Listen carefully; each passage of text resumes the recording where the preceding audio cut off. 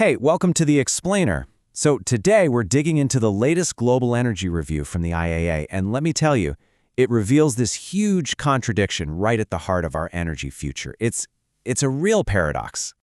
Okay, let's just jump right into the big mystery. We all see the headlines, right? Solar is booming. Wind power is everywhere. Clean energy is growing faster than ever before. So how on earth did energy-related CO2 emissions also just hit a brand new all-time high? How can both of those things possibly be happening at the same time? Well, a big part of the answer is this number right here, 2.2%. In 2024, global energy demand just surged. It jumped by 2.2%. And that might not sound like a lot, but in the world of global energy, that is a massive increase. It's way faster than the average we've gotten used to over the last decade. So yeah, this hunger for energy, that's really the heart of the matter here. The world is just using more and more power, and that demand is picking up speed. And it's all being driven by some really key factors that are basically rewriting the rules of the game. And a huge piece of this puzzle is electricity. Demand grew by a staggering 4.3%.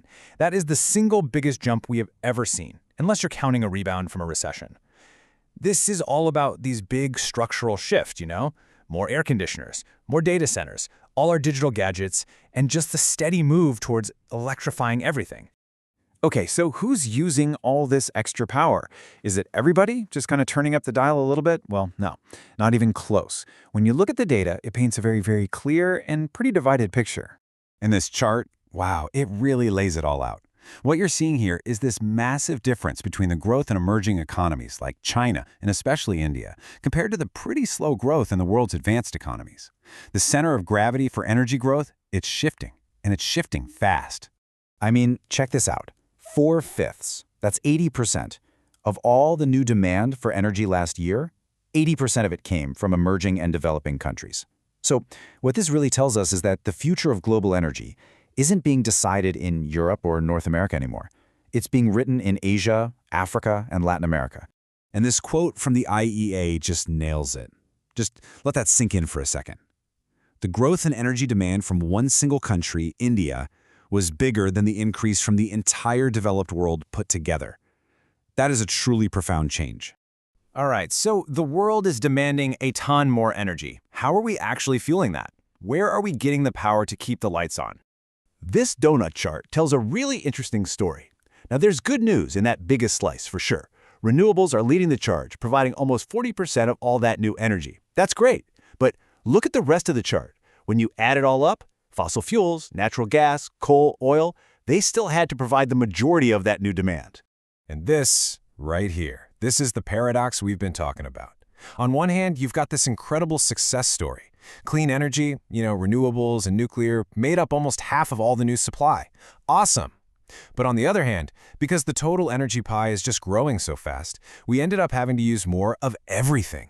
And that includes fossil fuels. In fact, coal use, it actually hit a new all-time high. Wild. Okay, but the story doesn't end there. There was another major character in 2024's energy drama, a real wild card that just threw gasoline on the fire and supercharged demand: extreme weather. And yeah, 2024 was the hottest year on record. But you have to understand that's not just a climate headline, it's an energy headline. All that record heat translates directly into record demand for cooling, for air conditioning. And that puts a massive strain on electricity grids all over the world. Now this is pretty staggering. The IEA figured out that this weather effect, mostly from extreme heat, was responsible for 20% of the entire growth in electricity demand. But get this, look at the emissions bar. A crazy 50%, half of the entire increase in global CO2 emissions last year was just because of these weather effects. And that brings us to the last and honestly kind of worrying piece of this whole puzzle. It's a trend that's been happening a little bit under the radar, but it has huge consequences for where we're all headed. Okay, so to get this next part, we need to talk about a concept called energy intensity. The easiest way to think about it is like the fuel economy for the entire planet's economy. It basically measures how much energy we need to use to create $1 of GDP. A lower number is better, it means we're getting more efficient. So what's the problem? Well, it's this number. In 2024, our global energy intensity only got better by 1%, and that is a major slowdown from the 2% improvements we were seeing on average just last decade.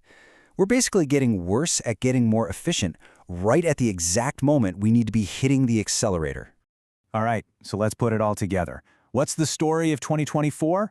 Well, global energy demand just took off, way faster than we expected. Most of that growth came from emerging economies, especially in Asia. And while renewables are growing like crazy, they're just not growing fast enough to stop fossil fuels from also hitting new highs. And then you throw in record heat and a slowdown in efficiency, and you get the complicated picture we have today. And all of this leaves us with the big, multi-trillion-dollar question, right? We're in a race. It's a race between our planet's ever-growing appetite for energy on one side and our ability to build a clean energy system to satisfy it on the other. And looking at the data from 2024, it is not at all clear who's winning. And that's something to think about.